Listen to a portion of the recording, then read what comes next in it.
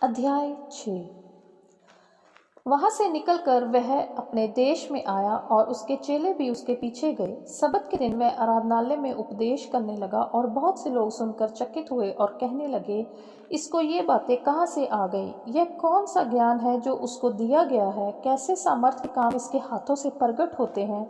क्या यह वही बढ़ई नहीं जो मरियम का पुत्र और याकूब, योसेस, यहूदा और शमौन का भाई है? क्या उसकी बहनें हमारे बीच में नहीं रहती?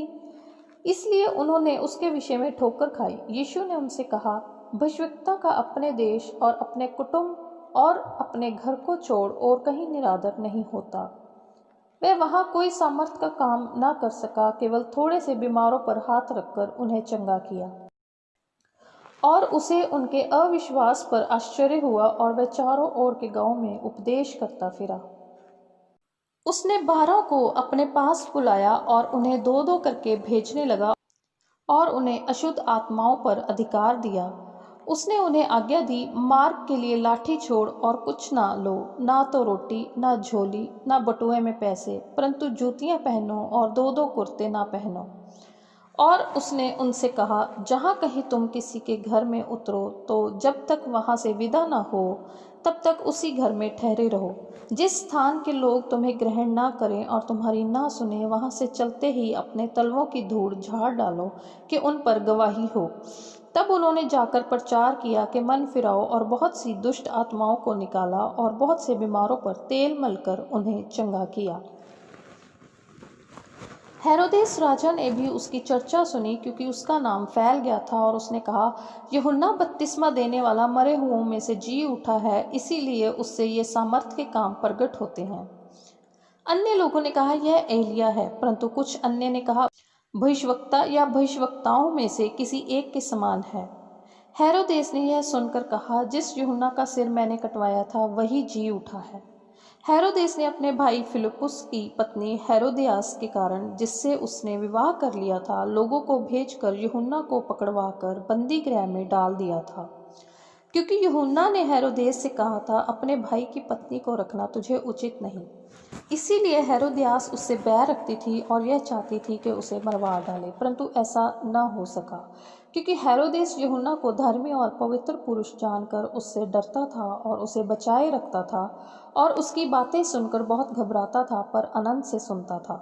ठीक अवसर आया जब हेरोदेस ने अपने जन्मदिन में अपने प्रधानों और सेनापतियों और गलील के बड़े लोगों के लिए भोज किया, तो हेरोदियास की बेटी भीतर आई और नाचकर हेरोदेस को और उसके साथ बैठने वालों को प्रसन्न किया। तब राजा ने लड़की से कहा, तू जो चाहे मुझसे मांग, मैं तुझे दूंगा। और उससे शपथ खाई, मैं अपने आधे राज्य तक जो कुछ तू मुझसे मांगेगी मैं तुझे दूंगा। उसने बाहर जाकर अपनी माता से पूछा, मैं क्या मांगूं? वह बोली, यूहन्ना बपतिस्मा देने वाले का सिर।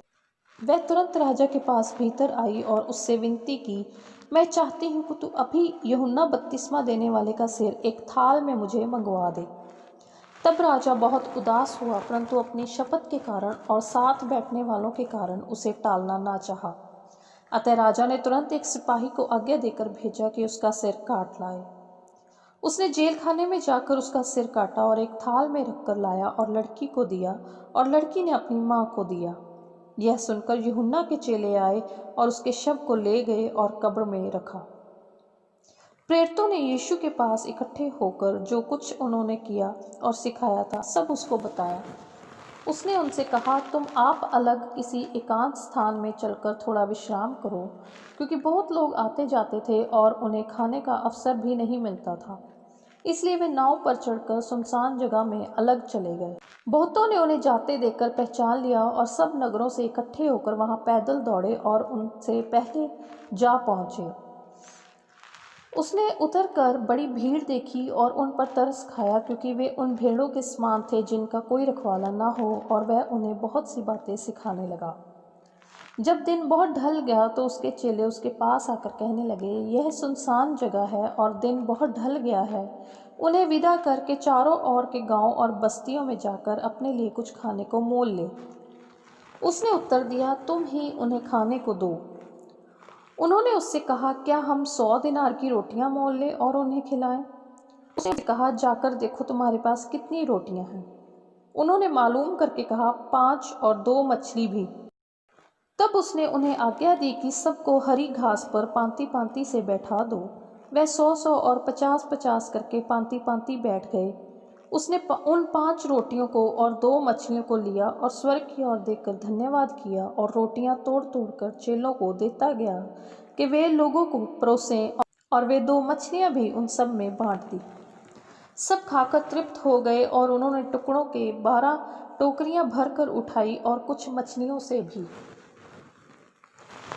जिन्होंने रोटियां खाई वे 5000 पुरुष थे। तब उसने तुरंत अपने चेलों को नाव पर चढ़ने के लिए विवश किया कि वे उससे पहले उस पार बैतसैदा को चले जाएं, जब तक कि वह लोगों को विदा करे। उन्हें विदा करके वह पहाड़ पर प्रार्थना करने को गया। जब सांझ हुई तो नाव झील के बीच में थी और वह अकेला भूमि पर था। जब उसने देखा कि वे खेते खेते घबरा गए हैं क्योंकि हवा उनके विरुद्ध थी, तो रात के 4थे पहर के निकट वह झील पर चलते हुए उनके पास आया और उनसे आगे निकल जाना चाहता था। परंतु उन्होंने उसे झील पर चलते देखकर समझा कि भूत है और चिल्ला उठे, क्योंकि सब उसे देखकर घबरा गए थे।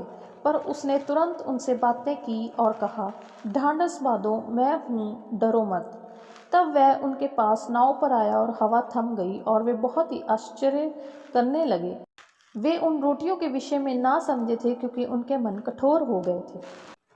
वे पार उतरकर गन्नेसरत में पहुंचे और नाव घाट पर लगाई।